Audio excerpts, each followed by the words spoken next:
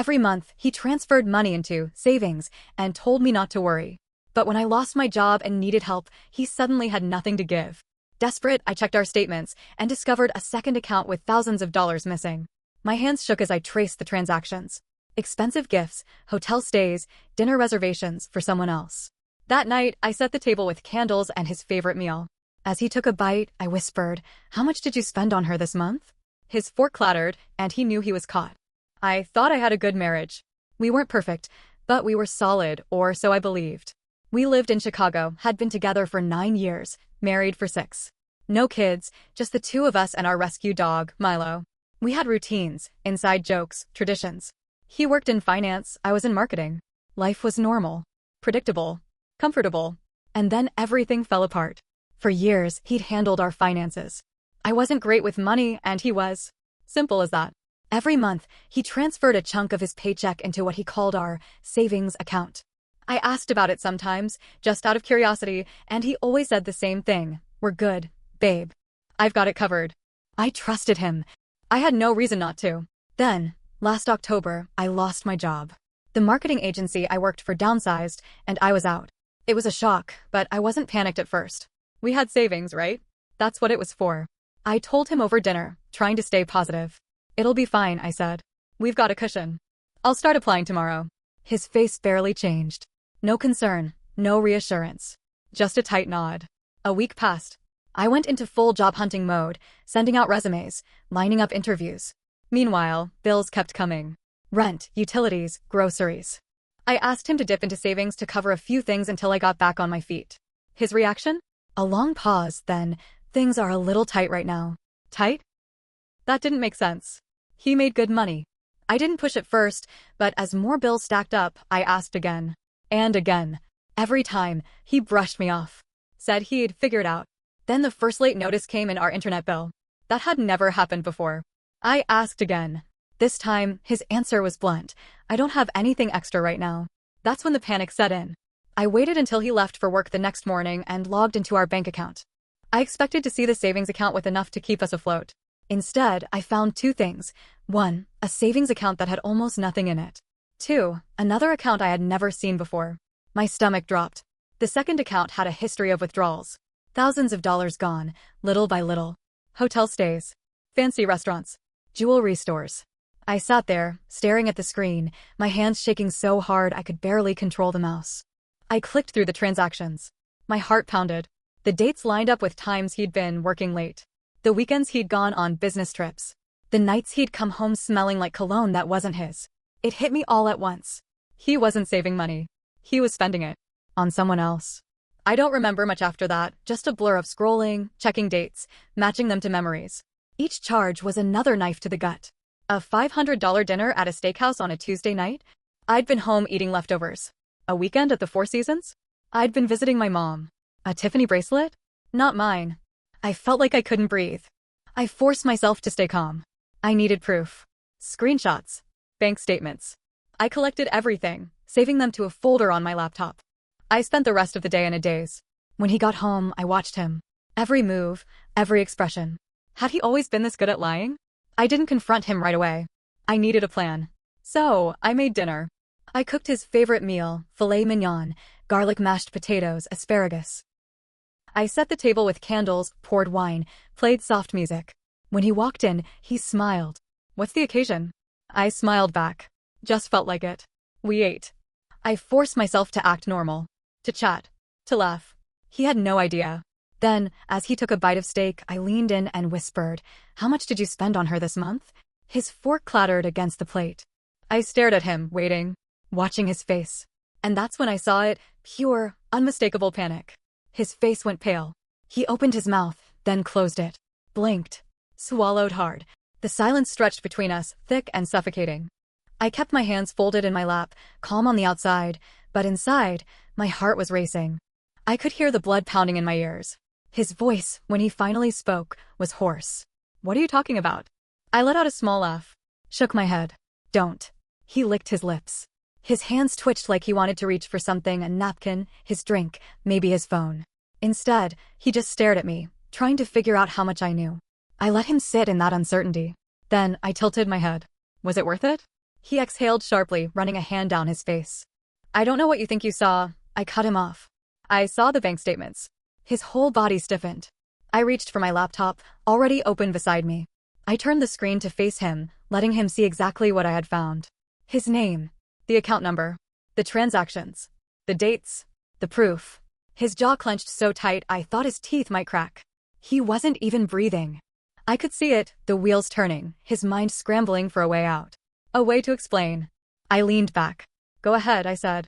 Lie to me. His face crumpled, just for a second. Just enough to tell me he knew there was no talking his way out of this. Then, just as quickly, his expression changed. His eyes hardened. You went through my stuff? I almost laughed at how fast he flipped. Your stuff? I repeated. Our accounts. Our money. He shoved his chair back, standing so fast the table rattled. You had no right. I slammed my laptop shut. Sit down. I had never raised my voice at him before. Not like that. But I didn't even feel anger anymore. Just something cold and sharp, like a knife pressed against my ribs. He stared at me. Then, slowly, he sat. His hands were clenched into fists. I watched him for a long moment. Then I said, tell me her name. Silence. I tilted my head. No? Okay. Then tell me this, how long has it been? His knee bounced under the table. His hands flexed. I pushed harder. Since before the wedding? After? Last year? This year? Nothing. And then, just when I thought he wouldn't answer, he whispered, 6 months. I felt something inside me snap. 6 months. 6 months of stolen money. Of sneaking around. Of lying to my face. I nodded slowly. So, let me get this straight. My voice was eerily calm. For 6 months, you've been taking our money and spending it on another woman. You've been sleeping next to me at night, kissing me in the morning, and lying. Every single day. He swallowed. Looked away. It wasn't like that. I slammed my hand on the table. Then tell me what it was like.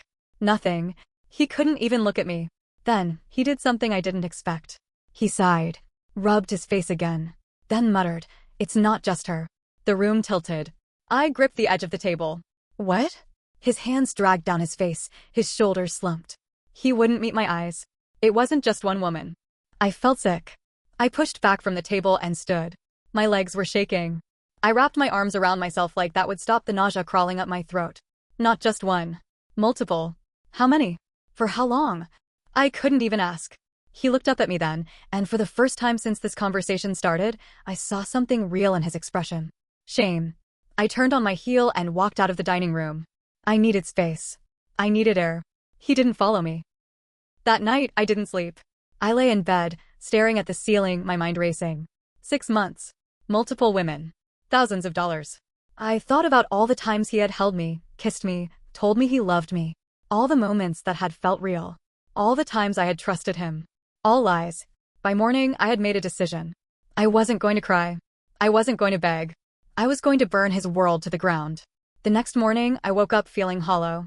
My body ached from the tension, my head pounded from lack of sleep, and my hands trembled from the rage I had forced myself to swallow. But beneath all of that, a single thought kept repeating in my head. I wasn't going to let this slide. He acted normal, like the night before had never happened. He got up, showered, dressed for work. As he buttoned his shirt in front of the mirror, I sat on the bed, watching him like he was a stranger. Because he was. I didn't say a word. Neither did he. But before he left, he paused at the door. His voice was quiet, careful. I know you're mad. I laughed under my breath. Mad? He sighed. I'll fix this. I stared at him, expressionless. You'll fix it.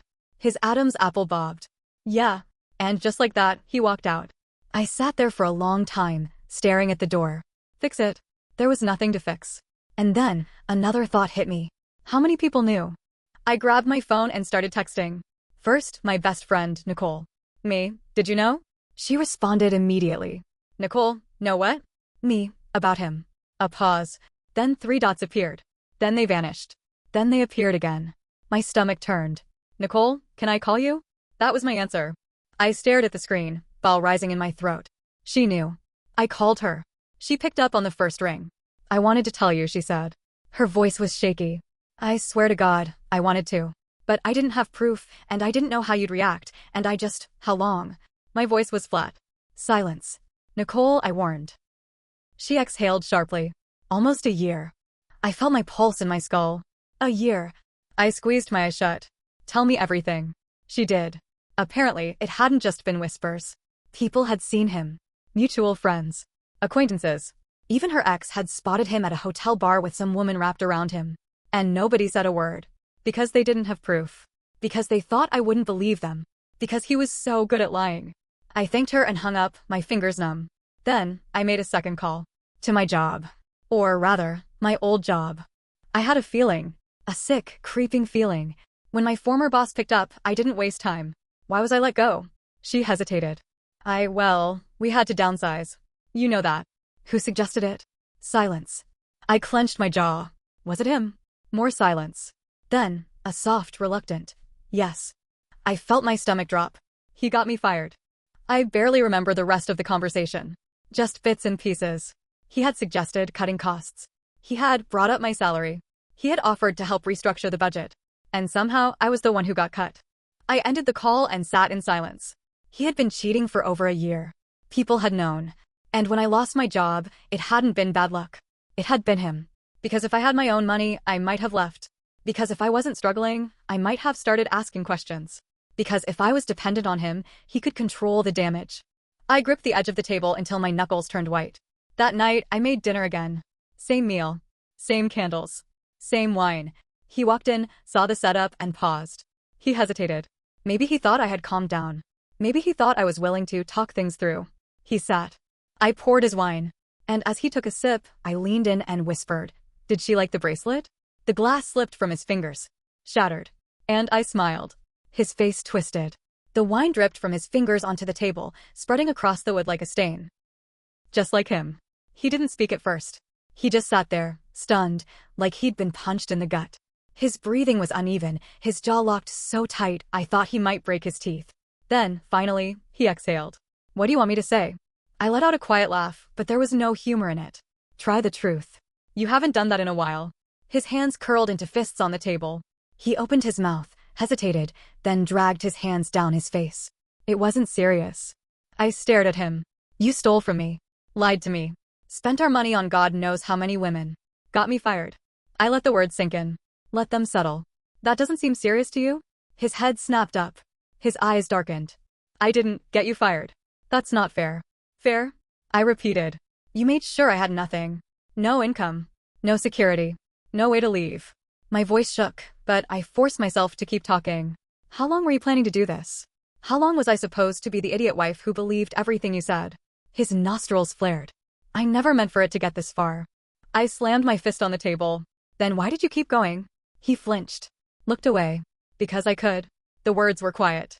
But they hit like a wrecking ball. Because he could. Not because he was unhappy. Not because I did something wrong.